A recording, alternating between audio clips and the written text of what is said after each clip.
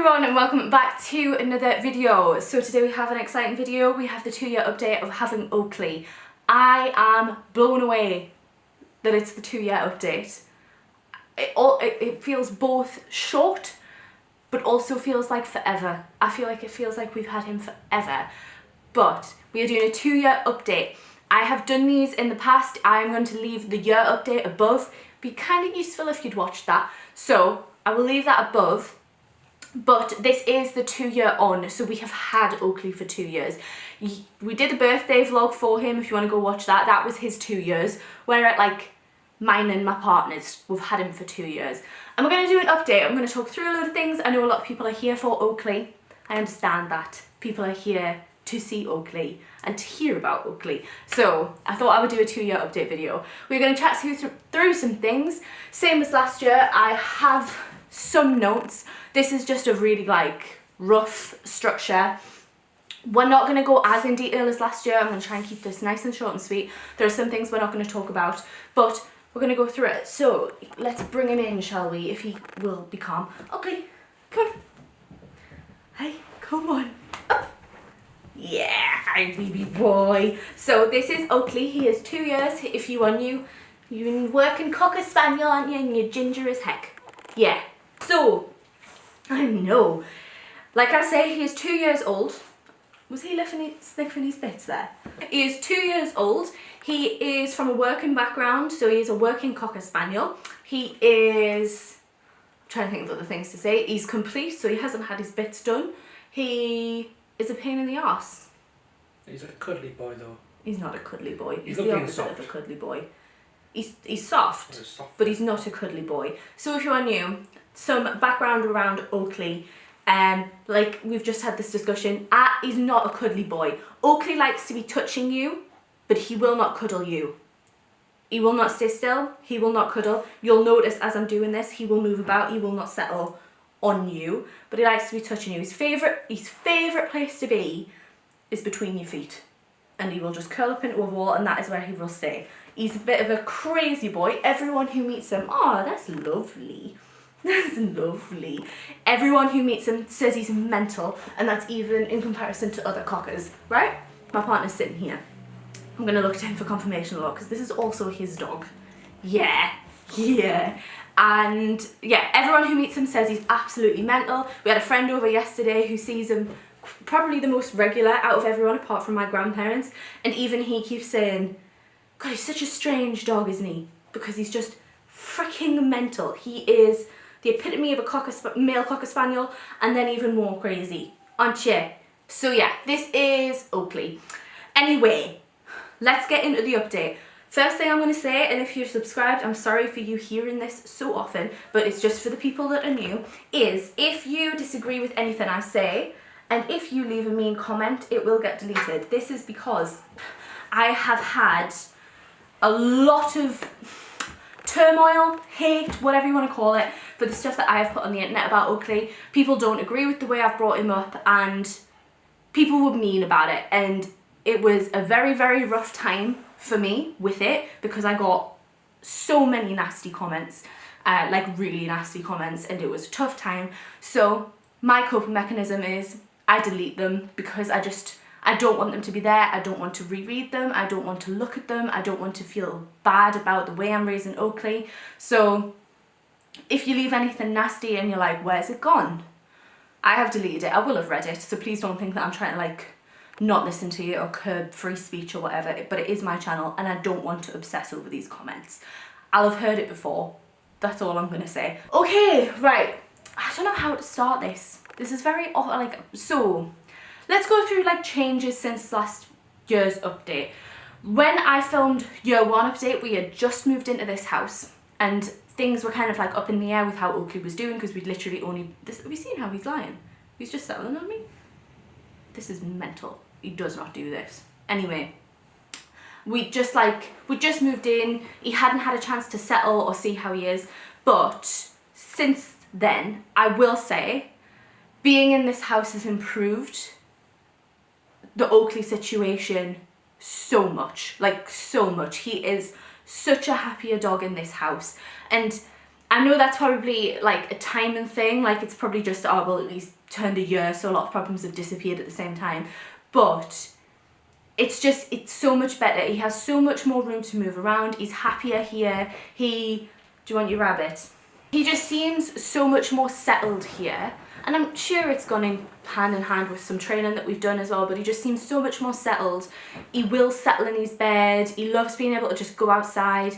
He has taken the mick with that, but I'll get on, well no, I'll just say it now. He likes going outside too much, that's his problem. He will ask to be outside even when he doesn't need the toilet. That's the only issue that we have, but he just seems so much better, and I think we've relaxed a lot more with how he's allowed to be in the house, in the flat. Obviously we were on top of his training. We've crate trained since the moment, well, I say since the moment we brought him home. He's had his crate since then, but we started like closing his crate door maybe like 2 days after we got him, did not give birth to this dog. So we've relaxed a little bit with it because he's gotten older and because we could trust him a lot more, so he's out all of the time. We don't really shut the door on him unless we need to, like we're in situations where he needs to stay in his crate, and he's fine with it. I'll get onto the crate train and stuff soon because it's a very big point about Oakley, but we've became a lot more relaxed with him, and it works a lot better. And I don't want people who are watching this who've been here since the beginning, who've been telling me not to crate train him and things like that, to say, well, I told you so. In the beginning, his crate was necessary. It's only better because it's relaxed now because he's older and he's been trained to be out of his crate. I'm not saying we shouldn't have crated him. I still stand by that he needed crated and he still needs his crate. It's just that he knows how to be outside of his crate now, which was what the game is, and he can be a bit more relaxed. But anyway, that's kind of the main differences since last year. Now I think I will go into the points that I wanted to make. I literally just watched last year's video and then like wrote down stuff that I talked about in there, and we'll talk about it now. First thing I'm going to say is I completely agree with myself last year, and that the puppy stage is the worst thing you will go through. I am so pleased that this dog isn't a puppy anymore. It was rough. It is even the difference, like, I don't know, the first year was horrific. Even like I feel like it goes like the puppy stage, the teenage stage, then 1 to 2. The puppy stage is horrific. Then the teenage stage to the year, awful. This is so much nicer. He is such a nicer dog at the minute, and I hate the puppy stage. If you are going through the puppy stage now and you feel like you're gonna hate your life for the rest of your life with this dog, it does get better. It might not get brilliant, I'll come on to this, but it does get better. He is a much nicer dog now. Walking on a lead. So his walking on a lead is probably better than it was at the year mark, but not like loads better. He's more consistent now, I think, where he's better on a lead,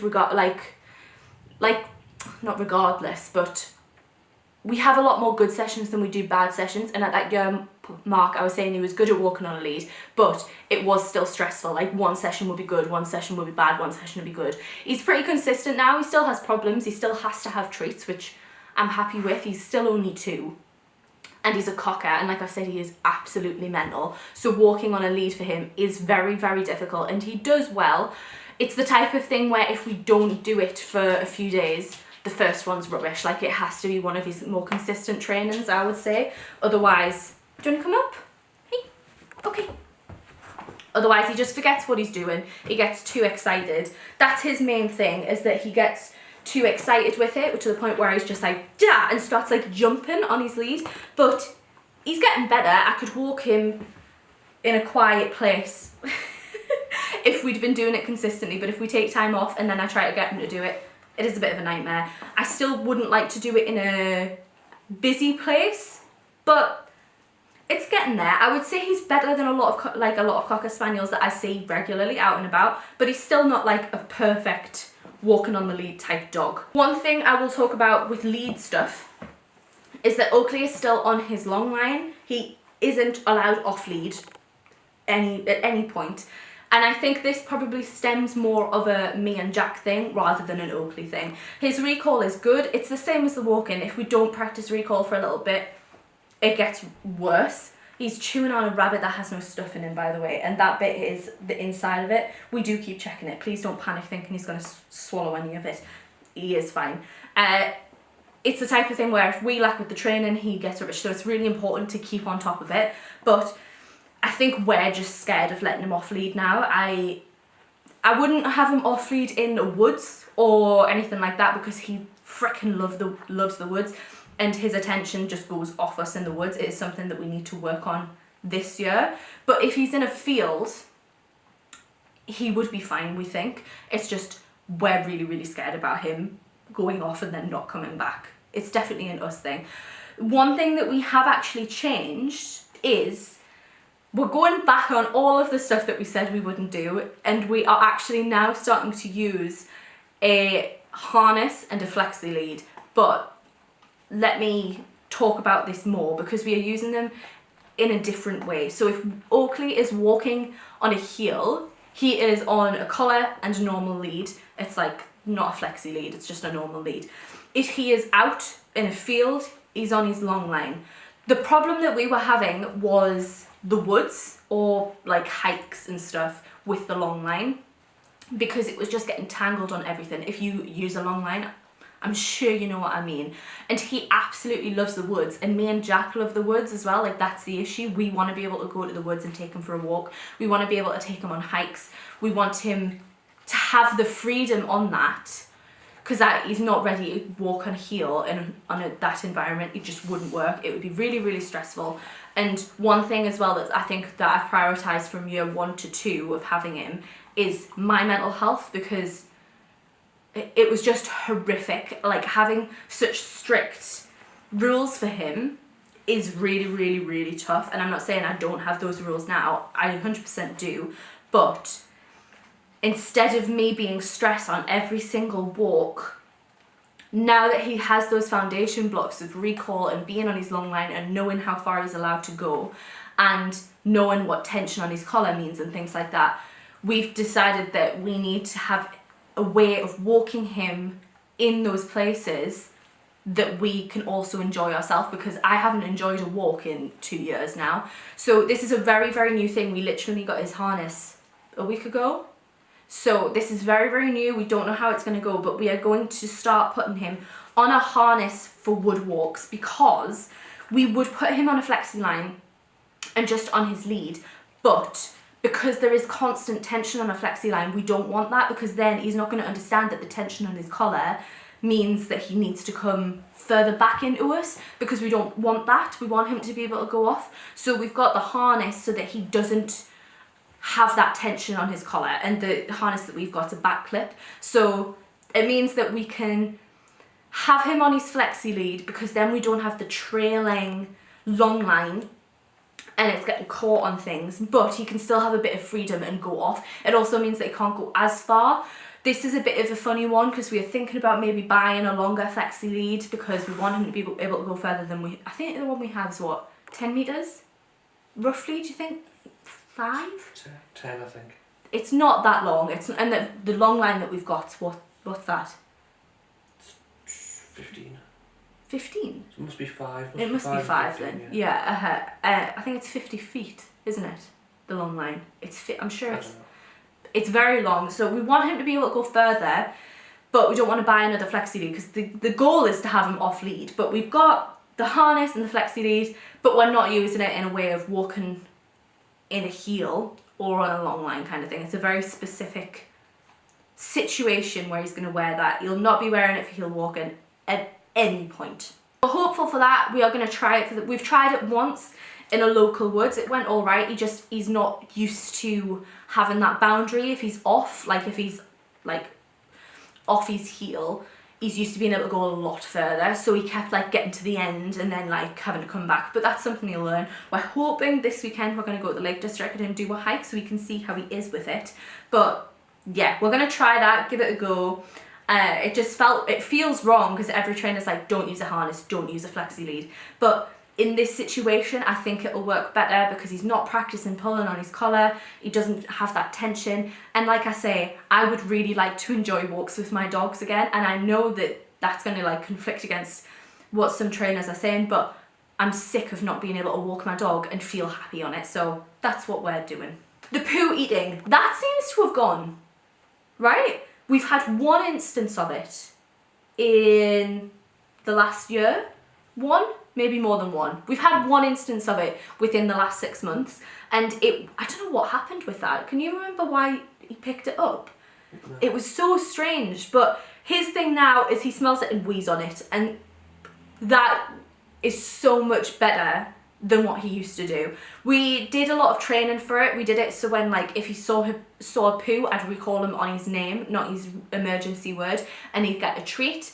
Then we progressed to a leave it, and he was doing it, and then he kind of switched it to weeing on it, and then since that's happened, it seems like something's changed in his brain and that he knows that he's not allowed to eat it, so he wees on it. So that seems to have thankfully gone away. Right, so the main thing with Oakley, let's talk about it, the separation anxiety. So I didn't realise, I know you've got my hair all over you because it's coming out. It's been in plaits. It's dead cute how he's sitting like I know, I'm really surprised. He doesn't normally settle like this.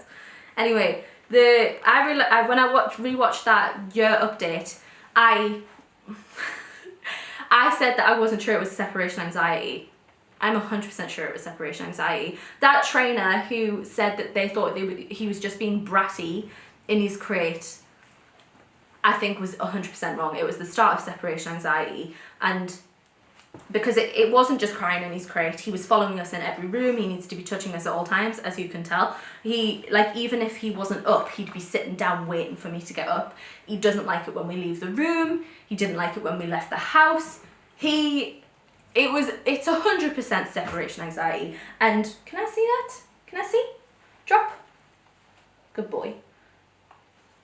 Yeah, I think it's okay. When we moved into the house, I'm not entirely sure what was said in that video. So when we moved into the house, it got better than what it was because we were letting him out of his crate a lot more. So he didn't have the chance to just cry all the time in his crate. So he's out all of the time unless we specifically put him in his crate, apart from overnight, and he's, like, when he sleeps, he's in his crate, and there's no problem with that. It went in the house that we weren't allowed to leave the room. When we first moved in, he actually started crying overnight, and that happened for 1 or 2 nights? Maybe just the first night? I think just the first night. He cried overnight, so we were worried it was going to get worse, but that stopped. I think it was a new place. So he was crying to the point where we couldn't even go upstairs. It has progressively got better to the point that I can proudly say now, if you don't follow me on Instagram, that he can be left for up to half an hour now, it's so good. It is such a big deal. Like, we are over the moon. And this, do you want me to get your rabbit for you? Because your arse is just in my face. There you go.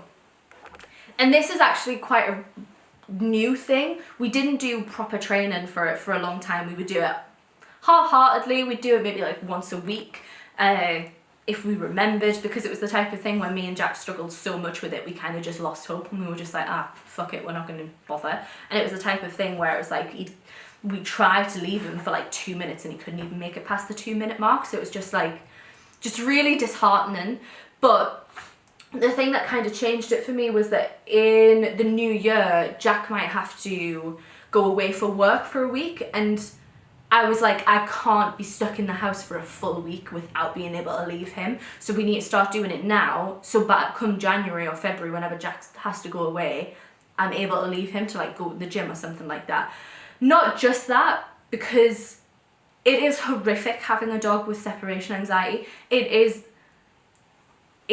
awful. If you don't have this, for me and Jack, it basically feels like we're still stuck in lockdown.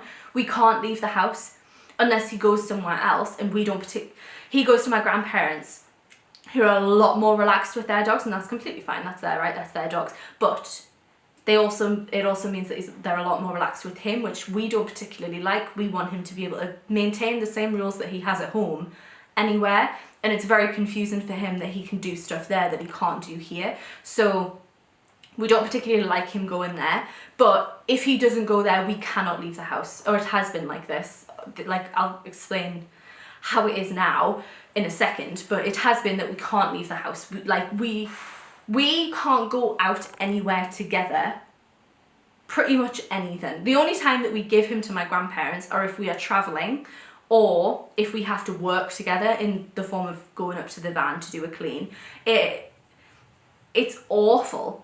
It's awful. It feels like we have children. Like, it feels like when parents say that they feel like they've lost their relationship or they've lost themselves.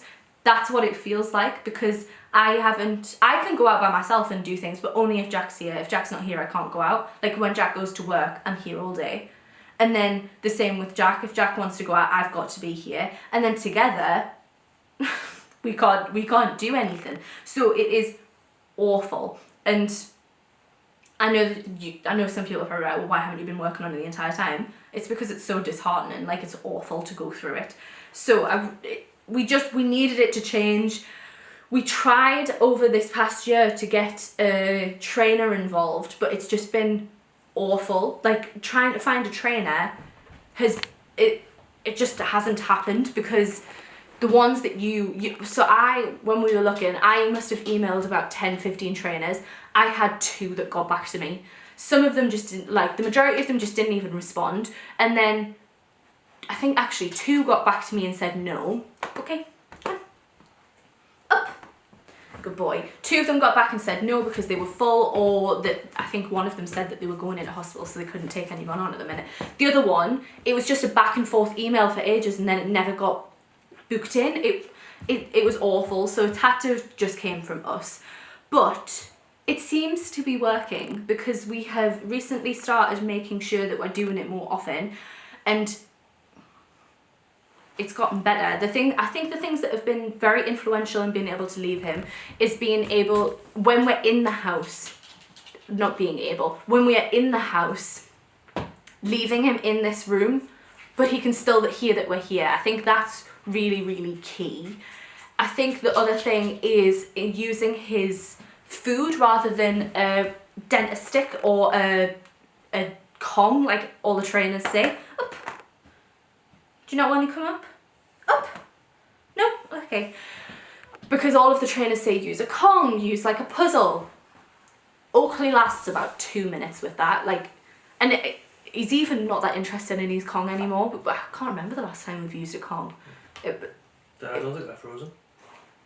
It was a while ago. He loves his lick mat, but he'll go through it within 2 minutes. So the biggest thing was actually just using his meals. That's when we're doing his training with it, is breakfast and his tea, and we do it in a way that isn't just giving him in his bowl. So he normally has a puzzle ball, or he does a treasure hunt where the food's just hidden around the room, or he has it frozen and he eats it frozen. They're the main 3 things that's been helpful. And it started off as we just left him when he was doing that, and then coming back in when he'd finished his food. Then we upped the minutes that we left him after he'd finished his food. So we have cameras. Oh, you can't see it anymore. There's a camera down there, and then there's a camera over there, so we can see both parts of the room. So we'd be constantly watching the cameras, and then when he looked at the door to be like, right, I've finished my food, I know I'm alone, that was when we'd start the timer, and we slowly cracked that up in like 30-second markers kind of thing. But then one day we were at about 5-minute mark, and Jack was going to drop me off at the gym, and there was traffic lights, and the traffic was horrific. If you know Morpeth, you know that if there is traffic, the traffic is horrific. So Jack actually had to go like a long way round to get to our house, and Jack actually was out for 20 minutes. So we were like, oh, he's going to be crying, he's going to be, oh. But he actually took himself into his crate and went to sleep. And what was that like? Incredible. Yeah. It was the best feeling. He did so well. And I think it's just been all the little things that we've done, like leaving him in here when we've been in the house. We were doing it in the morning, we were leaving him completely, and then in tea, he would be in here whilst we were cooking our own tea, and we'd just leave him until we were done. And it's so good. It's so good. So that's what we're still doing. He's made it up to half an hour. That's the longest we've left him, isn't it? Mm-hmm. So we don't actually know if he could do longer than half an hour, because Jack thinks that he could, but I don't want to get to the point where he's crying and then we have to come back in, because I'm worried that could make like backwards progress. So we're just going to slowly creep it up, see how he does. But he doesn't cry anymore, and it's incredible. If we have left him and it's been too much. He doesn't cry anymore, he actually howls. So yeah, but he hasn't done that for a long time. It's lovely that we can leave him now for half an hour, but we can only do it with meal times. That's the only thing. We'll get there eventually to where he can be left at any point, but it's only at meal times and we can leave him for half an hour. The final quick thing that I want to talk about is my autism. So this is a very new thing that I can talk about. If you aren't subscribed, I've just been officially diagnosed with autism. I've known that I've had it for about 4 or 5 years, but I officially got my diagnosis now, so I can talk about it to you guys. Oakley interplays with my autism a lot in terms of that my autism has made this journey with Oakley way more difficult, like way more difficult. I'm not going to go into huge depth here because I'm worried about how long this video is going to be, and I think I might do another video on this if anybody's interested, so please comment and let me know. But my autism played into his training so much, so Oakley's training became my special interest. If you don't know autism, basically we have these things that they become our special interest, and we are engrossed in them, we are obsessed with them, we spend so much time on it, and we love learning about it. Oakley's training was that for me. So when people were saying things like, oh, you haven't looked at the training, or why don't you try this, I was like, you don't understand.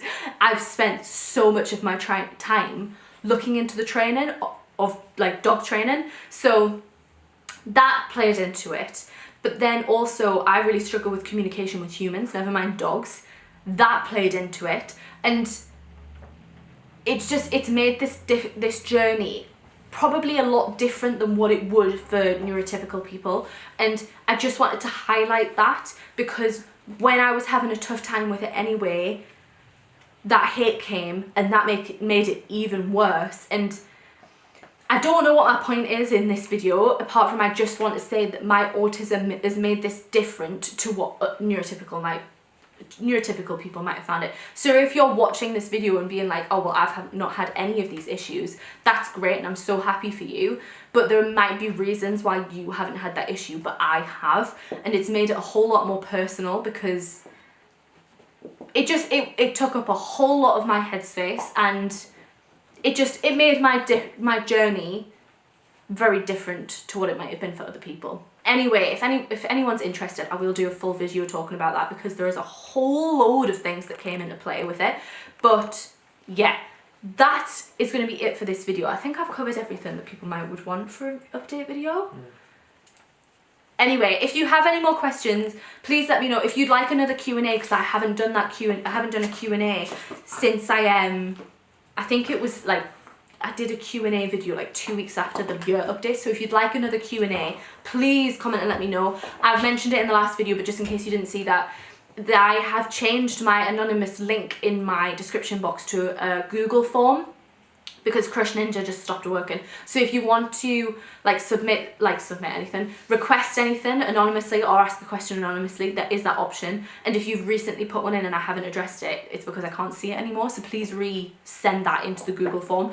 But if you want to see any specific content, please let me know. If you want to ask any questions, please let me know. But that is going to be it for this video. Can you please say goodbye? Oakley, come on. Say thank you so much for watching. Thank you. Thank you. People are here for you, you know. Yeah, look, what's that? What's up here? Yeah? Anyway, thank you so much for watching, and I shall don't forget to subscribe if you're new, and comment. But anyway, thank you for watching, and I shall hopefully see you in another video. Bye.